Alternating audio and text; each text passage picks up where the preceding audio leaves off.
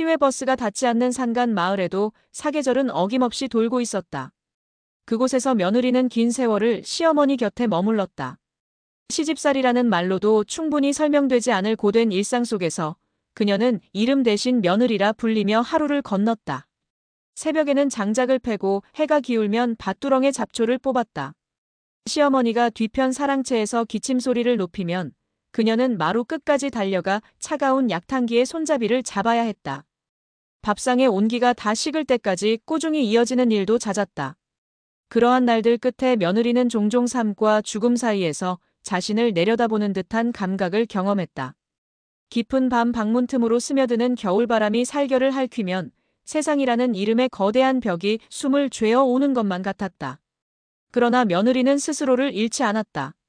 새벽마다 동쪽 하늘에 번지는 미세한 불금이 그에게는 마지막 끈이었다.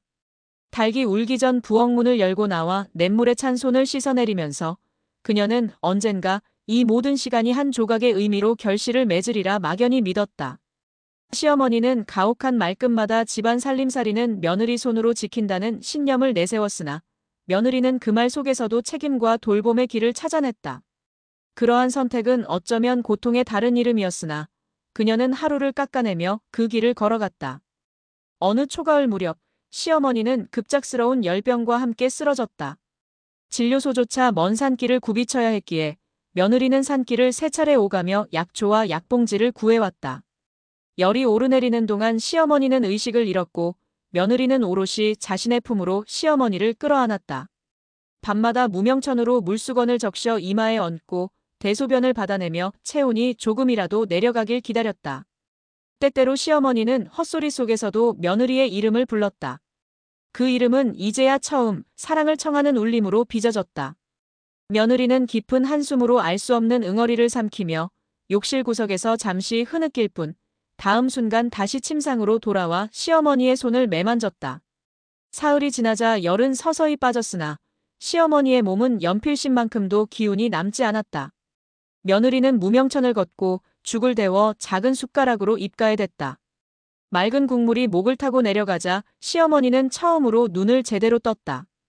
흐릿한 시선이 방안을 더듬다 며느리의 얼굴에 닿았을 때 오랜 시간 돌처럼 굳어있던 무엇이 미세하게 떨어져 내렸다.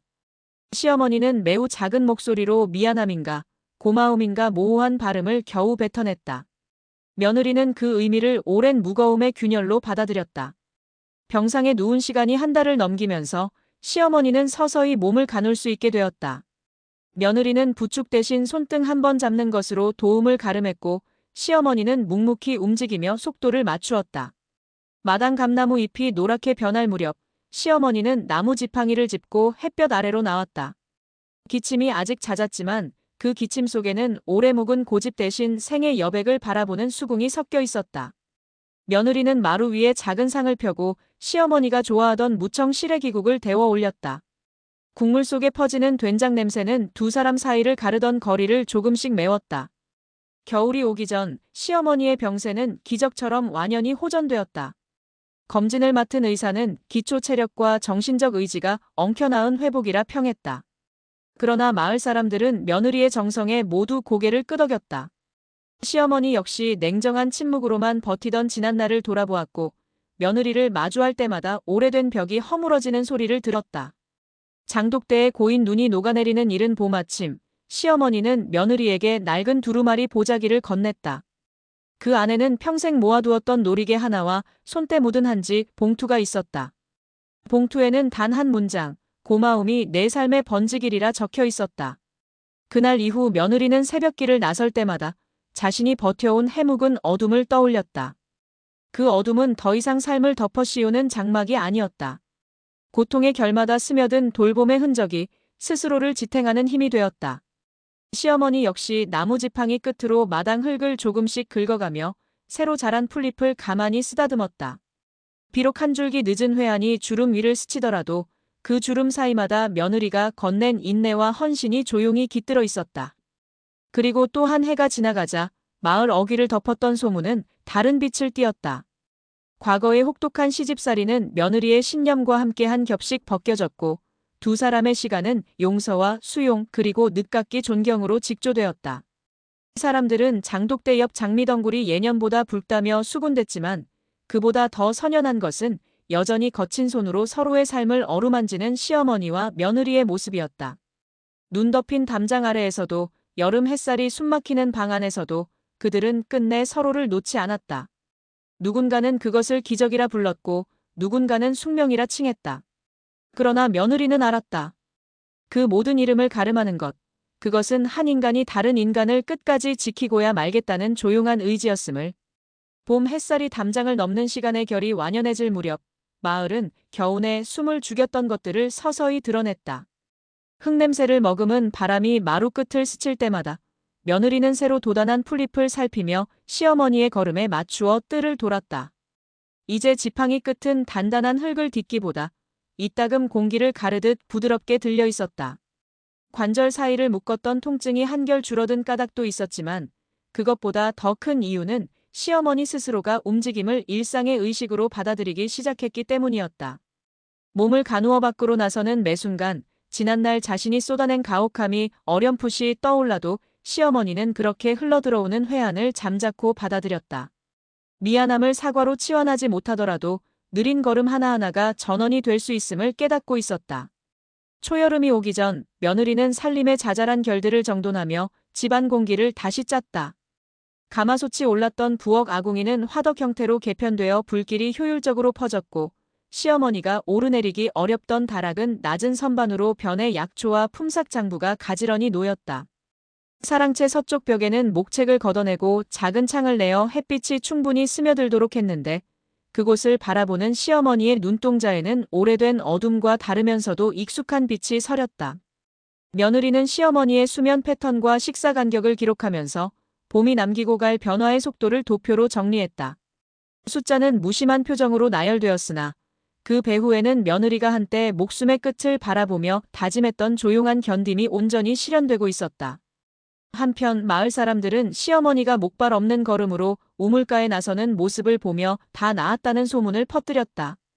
그 소문은 곧 두 사람이 화해했다는 이야기와 맞물려 들판 일락마다 번졌다. 이웃들은 며느리를 볼 때마다 한마디씩 수고를 전했고 시어머니는 돌아서서 마루 기둥에 가만히 손을 얹은 채 깊은 숨을 삼켰다. 위로의 말이 귀에 닿을 때마다 자신이 며느리에게 건넸던 날선 언사가 무거운 돌처럼 되돌아왔기 때문이다. 그러나 며느리는 그 순간마다 시선을 낮추어 평온을 지켰다. 들판에 물든 바람이 더 이상 살갗을 찌르지 않는다는 사실이 어느 위로보다 확실한 증거였다. 농번기가 시작되자 두 사람은 밭일을 함께 나섰다. 며느리는 호미로 걸음을 섰고 시어머니는 구부정한 허리에도 불구하고 모종을 내려앉혔다. 며느리가 물지개를 지고 들머리로 향하면 시어머니는 뒤에 남아 흙을 다지며 자그마한 숨을 토해냈다. 그 호흡에는 비로소 삶이 자신에게 허락한 시간이 남아있음을 인정하는 기미가 스며 있었고 며느리는 물지개 무게에 깃든 땀방울을 통해 시어머니의 심경을 감지했다. 해걸음이면 밭고랑 끝에 마주 앉아 서로의 손바닥을 바라보고 손등 굳은 살 너머로 오늘의 수고를 읽어냈다. 말없이 건네는 손짓은 오랜 시간을 돌아 다시 이어진 화해의 서명이었다. 장마 끝에 찾아온 무더위는 다시 한번 두 사람을 시험했다. 시어머니는 한낮의 열기를 참다 못해 현기증을 호소했고 며느리는 살얼음처럼 차가운 수건을 이마에 얹어 체온을 낮추었다. 그 틈에 시어머니의 귀 밑으로 흘러내린 땀방울을 며느리가 손등으로 닦아내자 과거에 쓴 기억들이 물방울 속에서 희미하게 번졌다. 시어머니는 가까스로 눈을 뜨며 숨을 골랐고 며느리는 아무 말 없이 찬물을 내렸다. 두 사람 사이에 감돌던 언어 없는 정적은 더 이상 고통의 벽이 아니었다. 그것은 오히려 더 이상 증명할 필요 없는 이해의 문이었다. 여름 한가운데 근처 읍에서 건강검진 차량이 들어온다는 소식이 들렸다. 며느리는 시어머니의 이름을 등록하고 예약 날짜를 받아왔다. 정해진 날 새벽 시어머니는 흰 셔츠 깃을 여미며 낯선 긴장감을 떨치려 애썼다. 며느리는 부축 대신 옷매무새만 고쳐주었다. 검진 차량 앞에서 의사들은 시어머니의 기초 체력의 놀라움을 드러냈고 혈압과 심박수를 기록한 뒤 노년기 건강관리 우수 사례라는 설명서를 건넸다. 그 작은 종이 한 장은 두 사람에게 남모를 울림을 전했다. 돌봄과 인내, 그리고 서로에게 허락한 회복의 시간이 문장으로 증명된 듯 했기 때문이다. 여름이 끝나갈 즈음 마을회관에서는 어르신 건강 캠프를 열어달라는 요청이 들어왔다. 마을 이장은 두 사람이 보여준 회복 과정이 이웃에게 큰 희망이 되었다며 식생활 운동 마음 돌봄을 주제로 소박한 강연을 부탁했다. 며느리는 망설였으나 시어머니가 고개를 끄덕였다. 강연 당일 시어머니는 자신의 옛날 이야기부터 풀어냈다. 한때 며느리를 향해 거칠게 날을 세우던 시간이 있었음을 숨기지 않고 털어놓았다. 숨죽인 회관 안에서 도무지 듣기 힘든 고백이 잔잔하게 퍼져나갔고 며느리는 뒤에서 차분히 시어머니의 등을 바라보았다. 시어머니는 마지막에 내 며느리가 나를 살렸다는 짧은 문장을 남겼고 청중석 곳곳에서 미묘한 웃음과 탄식이 이어졌다. 며느리는 강연 끝에 시어머니의 손을 잡고 앞으로 나가 식단표와 스트레칭 방법을 설명했다. 고된 시집살이 끝에 피어난 용서와 회복의 과정을 음식과 움직임이라는 실용적 언어로 번역해낸 셈이었다. 가을을 앞두고 마을 들녘은 벼 이삭의 무게로 고개를 숙였다. 두 사람은 한낱볕도 아랑곳하지 않고 별을 베고 나다를 털었다. 부엌에서는 새로 얻은 햅쌀로 고두밥을 지었고 시어머니는 그 밥 한 숟가락을 들고 조용히 기도하듯 입을 다물었다. 며느리는 마루에 걸터앉아 논두렁 사이로 번지는 황금빛 파동을 바라봤다. 그 물결은 지난날의 고통과 회복, 회한과 희망을 한데 품은 채 계절 너머로 흘러가고 있었다. 겨울 초입, 첫눈이 들창 넘어 내려앉던 날, 시어머니는 사랑채 문을 열어놓았다. 며느리가 놀라 달려왔을 때 차가운 공기 속에서 시어머니가 꺼낸 것은 낡은 초상첩이었다. 사진 속에는 젊은 시절의 시어머니, 그 뒤로 뿌연 배경 속 며느리의 낯설고 앳된 얼굴이 포개져 있었다. 오랫동안 책갈피처럼 숨겨둔 그 사진은 재봉선 사이에서 누렇게 빛이 발했지만 두 사람은 그 황색의 결이 무너지지 않은 마음의 흔적임을 동시에 깨달았다. 시어머니는 초상첩을 앞에 두고 오래된 보자기를 다시 열었다. 그 안에는 솜씨 서툰 글씨로 적힌 손편지가 있었다. 가혹함을 더디게 걷어내고 사랑을 늦게라도 배우고 싶다는 문장 사이로 잉크가 번져 있었고 며느리는 처음 보는 필체에 잠시 숨이 멎었다. 편지를 접은 종이는 먼 과거의 날짜를 품고 있었으나 그 내용은 현재 진행형의 고백처럼 뜨거웠다. 그날 밤 시어머니는 난로불 앞에서 천천히 뜸을 재며 마지막 겨울채비를 했다. 며느리는 창문을 살짝 열어 서늘한 바람을 들였다. 바람 속에는 묵은 장작 냄새와 눈 녹은 물비린내가 섞여 있었다. 두 사람은 난로불이 잦아들 때까지 아무 말 없이 방바닥에 마주 앉아 있었다. 흐르는 시간의 틈새에서 과거의 무게는 언젠가 완전히 사라지지 않더라도 더 이상 사랑을 방해하지 않는다는 사실이 조용히 증명되고 있었다. 이듬해 봄, 마을은 두 사람을 화해와 돌봄의 상징으로 기리는 작고 단정한 표식을 세웠다. 표식 한가운데에는 견딤으로 피어난 사랑은 오래도록 시들지 않는다는 문장이 새겨졌다. 마을 아이들은 그 말을 한 줄 받아 적고 자신이 이해한 의미를 그림으로 그려 회관 벽에 걸었다. 시어머니는 벽마다 걸린 아이들의 그림 속에서 과거에 더했을지도 모르는 또 다른 상처를 조용히 지워나갔다. 며느리는 그 모습 너머로 새로운 계절을 바라보았다. 눈이 녹아 스며든 물기가 어디론가 흘러가는 소리를 들으며 그녀는 마음속에 새로이 언약을 세웠다. 어제보다 단단해진 오늘의 사랑을 내일에는 더욱 고요히 지켜낼 것이라는 약속이었다. 알겠습니다. 이전 내용의 흐름을 계승하여 문어체로 아주 길게 이어가겠습니다. 마이너스 마이너스 마이너스. 이듬해의 봄은 유난히 맑고 투명하게 내려앉았다. 겨울의 흔적은 빠르게 사라졌고 언 땅을 뚫고 올라온 민들레와 제비꽃은 앞다투어 햇살을 머금었다. 마을의 논두렁 곳곳에는 물이 차올랐고 두 사람의 집 앞 고목에도 이른 연두빛이 감돌기 시작했다. 계절이 전하는 변화는 외부에만 머물지 않았다. 시어머니의 얼굴에는 이제 고집 대신 잔잔한 수용의 미소가 번졌고 며느리의 몸짓에는 긴장감보다 안정된 호흡이 깃들어 있었다. 서로의 존재를 받아들이는 방식은 어느덧 무언의 약속으로 바뀌어 말없이도 마음의 흐름을 따라 움직였다. 며느리는 그해 봄, 읍내 여성회관에서 열리는 가족 치유 문학 수업에 참여하게 되었다. 처음에는 단순히 글을 써보고 싶다는 생각이었으나 막상 수업을 듣다 보니 오랫동안 묻어두었던 감정들이 글 위로 자연스레 흘러나왔다. 그녀는 시어머니와의 지난 세월을 때로는 관찰자의 시선으로, 때로는 상처 입은 딸의 마음으로, 그리고 결국은 이해하려는 성숙한 여성의 내면으로 풀어냈다. 짧은 에세이 한 편이 여성회관 소식지에 실렸고 그것을 우연히 접한 독자들로부터 소소한 응원이 이어졌다. 누군가는 자신의 어머니를 떠올렸다며 편지를 보내왔고 또 누군가는 시어머니와의 관계를 다시 생각하게 되었다고 고백했다. 이처럼 타인의 상처와 용서가 교차하는 장면을 접하면서 며느리는 글의 힘이란 상처를 낱낱이 드러내는 것이 아니라 그것을 조용히 껴안는 데에 있음을 깨달았다. 시어머니는 며느리의 활동을 물끄러미 바라보다가 어느 날 조심스럽게 한마디를 꺼냈다. 자신도 글자를 익히고 싶다고. 며느리는 놀라지 않았다. 오히려 마음 깊은 곳에서 그것이 언젠가 일어날 것임을 직감하고 있었던 듯 그녀는 곧바로 읍림의 야간 성인 문해교실을 찾아 시어머니를 등록했다.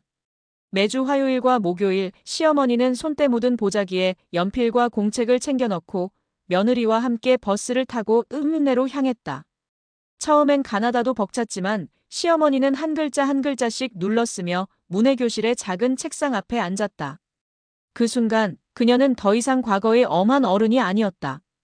어린 시절 읽지 못한 교과서를 가슴에 묻고 살아온 이 땅의 수많은 여성 중 한 사람이었다. 그 모습 앞에서 며느리는 다시금 무거운 침묵을 삼켰다. 삶의 후반부에서 시어머니는 단지 병을 이겨낸 이가 아니라 자신을 다시 세우는 법을 배워가고 있는 중이었다. 문해교실의 첫 학기 말, 시어머니는 손수 쓴 편지를 한 장 며느리에게 건넸다.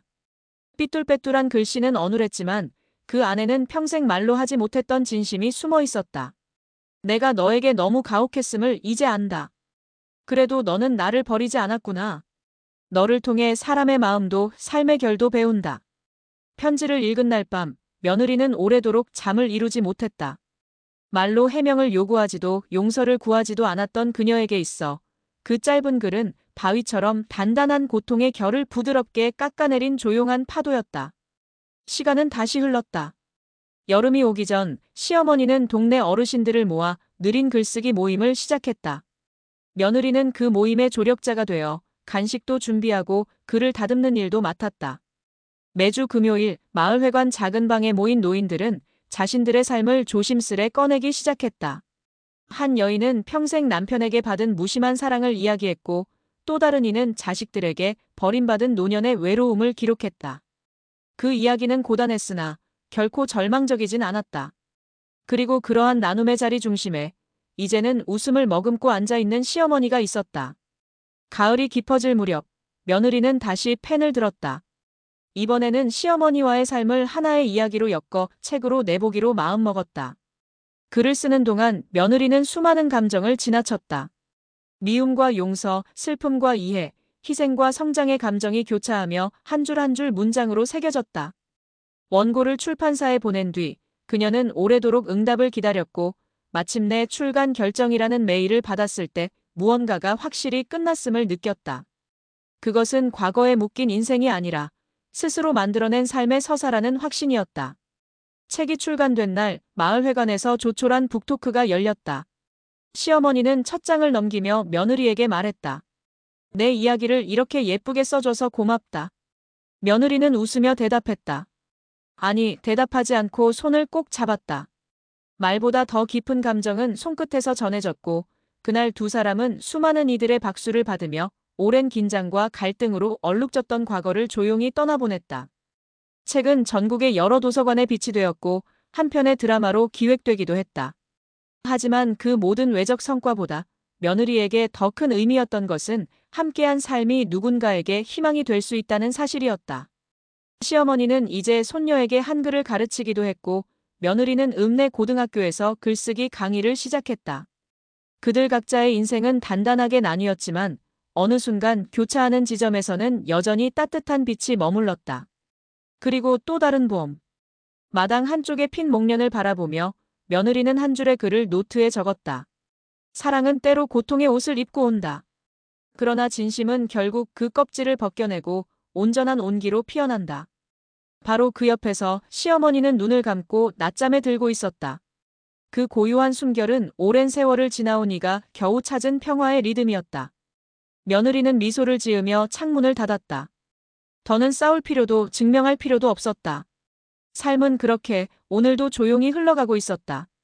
그 겨울 출간된 책이 지방 도서전 한쪽 전시대에 놓이자 뜻밖에도 여러 지방지에서 인터뷰 요청이 이어졌다.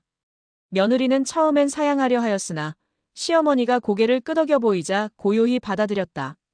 인터뷰어들은 그들이 겪은 갈등과 화해, 그리고 돌봄의 과정을 낱낱이 묻고자 했지만 며느리는 사건 자체보다 관계가 재구성된 과정에 초점을 맞추어 설명했다. 참혹함을 드러내는 대신 상처를 꿰맨 실밥의 정교함을 이야기했다. 한 지방지는 기사 말미에 견딤이 피운 햇살이라는 제목을 붙였고 그 표현은 복잡한 감정의 결을 의외로 정확히 포착했다. 봄눈이 하루 이틀 뿌연 잔서를 남긴 뒤 마을은 다음 변화를 예고하기 시작했다. 읍내 읍장이 전통문화 활성화 프로젝트의 일환으로 어머니 며느리 세대 교류관을 조성하려 한 것이다. 돌담을 따라 이어진 빈집을 개보수하여 과거 여성들의 살림살이와 현대 여성들의 기록물을 함께 전시하는 공간이었다. 자연스럽게 시어머니와 며느리의 이야기는 그 공간의 핵심 스토리로 채택되었다. 두 사람은 옛 장독, 호미, 낡은 보자기, 그리고 작품집 초판본 한 권을 기증했다.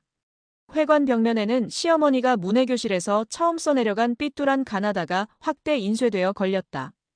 방문객들은 한글 자모의 무심한 간격 속에서 누군가 늦게서야 읽고 쓰는 법을 익혔다는 사실만으로도 깊은 울림을 얻었다. 전시관 개관식 날 각계 인사들이 모인 자리에서 읍장은 짧은 축사를 했다.